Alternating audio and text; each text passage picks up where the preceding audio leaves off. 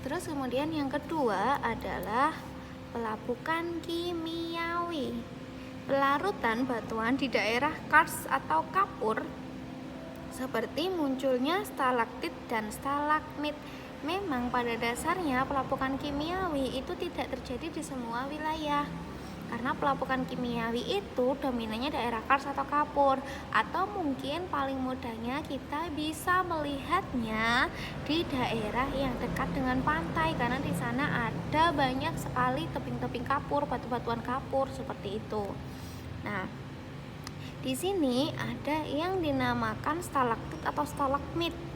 Stalaktit sama stalagmit itu ada di dalam gua atau cave yang ada di daerah kars. Gua atau cave-nya itu tidak ada, gua atau cave-nya itu berada di daerah yang kars. Jadi bukan gua atau cave yang warnanya hitam. Jadi ini khusus ya, gua atau cave-nya ini dominasinya warna putih. Nah, warna putih karena dia dari mana? Dia dari batuan kapur. Kalau misalkan kamu melihat di internet gambar terkait stalaktit dan stalagmit, kamu pasti akan tahu. Karena mereka ini adalah hasil dari pelapukan kimiawi. Cuma sekarang mungkin saya akan menggambarkan bagaimana sih sebenarnya kok bisa ada stalaktit dan stalagmit. Jadi begini, ini secara simpelnya, secara garis besarnya adalah misalkan saya punya dua gelas yang kayak gelas bekas seperti itu. Terus kemudian saya kasih lubang, sama-sama saya kasih lubang. Terus kemudian ini saya isi pasir sekian. Yang ini saya isi lempung sekian. Terus kemudian di sini ada tanamannya, tanaman kecil, tanaman cabai mungkin masih bibitnya.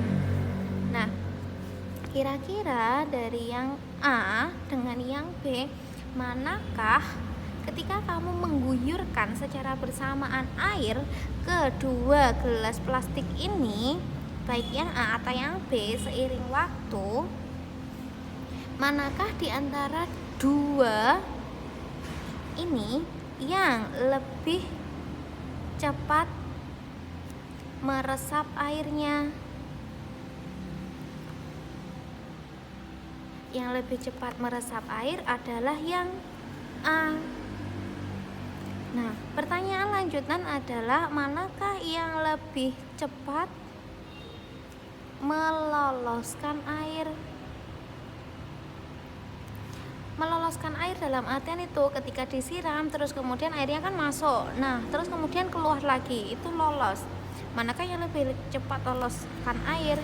Itu adalah yang A juga, karena partikel pasir itu ukurannya pasir kan lebih besar dibanding ukurannya lempung. Ketika partikelnya lebih besar, di sini ada rongganya. Air kan mengalir karena gaya gravitasi, berarti air mengalir dari atas menuju ke bawah. Karena rongganya lebih besar, berarti untuk airnya akan lebih cepat lolos. Sedangkan kalau yang di lempung, karena rongganya sempit, berarti dia harus mencari arah dulu. Masih sulit buat dia keluar. Makanya yang pasir itu lebih cepat meresap air atau menyerap air dan juga lebih cepat meloloskan air. Dan di sini juga karakteristik pasir itu kita gambarkan kurang lebih sama dengan karakteristik dari batuan kapur atau tanah kapur, di mana dia pendapatan itu dalam artian dia lebih cepat meresap air, itu besar, dan pengeluarannya juga besar. Pengeluaran tuh yang ini lebih cepat meloloskan air ini. Jadi kalau diidentifikasi ini seperti orang yang boros. Kalau pendapatannya besar berarti pengeluarannya kemungkinan juga akan besar. Orang yang boros adalah seperti itu. Nah, terus mengapa kok bisa tanah kapur itu dia kok menghasilkan stalaktit dan stalagmit? Karena penggambarannya seperti ini. Tadi tanah kapur itu sifatnya mirip seperti pasir, di mana dia itu punya pendapatannya besar dan pengeluarannya besar. Misalkan seperti ini. Di sini ada tanah. Tanahnya adalah tanah kapur. Ingat, di dalam kapur itu ada kandungan asam karbonat. Nah, pada kandungan asam karbonat itu berada di tanah kapurnya ini. Terus kemudian di sini akan ada hujan. Ada hujan, rintik-rintik hujan. Rintik-rintik hujan ini kan berarti kan masuk ke tanah kapurnya.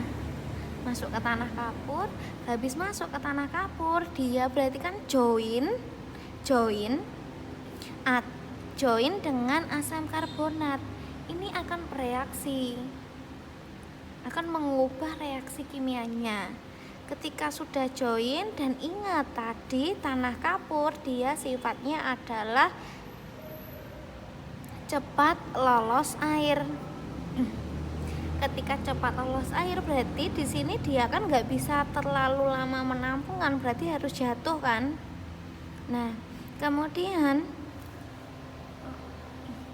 ketika jatuh ini dia itu kan berarti kan nggak langsung turun tes gitu, tidak. Turunnya bukan seperti air hujan. Turunnya adalah di sini semakin lama dia akan netes. Nah, kemudian karena kena ada angin, ini cairan ini itu membeku tapi dia tetap netes karena kan seiring waktu kan masih ada hujan. Kalau semakin netes berarti ini akan semakin runcing, semakin panjang. Nah, ini kan juga masih terus netes. Ini kan berarti ada tetesan ke sini kan. Ini adalah lantai gua. Ini netes tis kayak gini. Berarti ini semakin lama karena juga kena angin, hembusan angin, di sini juga akan mengeras. Semula mungkin tetesannya segini, hanya kecil, netes juga. Semuanya dari atas itu netes. Tapi seiring berjalannya waktu, berarti kan ini karena tetap netes, ada angin, berarti kan ini semakin runcing, semakin panjang. Itulah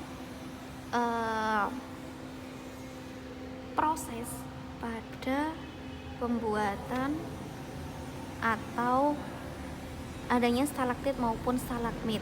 Secara simpelnya, untuk bisa memudahkan stalaktit yang mana, stalagmit yang mana, yang tulisannya ini stalagmit. Kalau dilihat dari sini stalagmit kan yang bawah, M, bentuknya kayak M. Berarti stalagmit itu yang bawah, yang atas stalaktit. Kayak gitu. Sama kayak misalkan kamu waktu kecil punya apa ya? Kayak lepek, terus kemudian itu mati lampu. Kamu disuruh orang tua atau orang rumah untuk menyalakan lilin.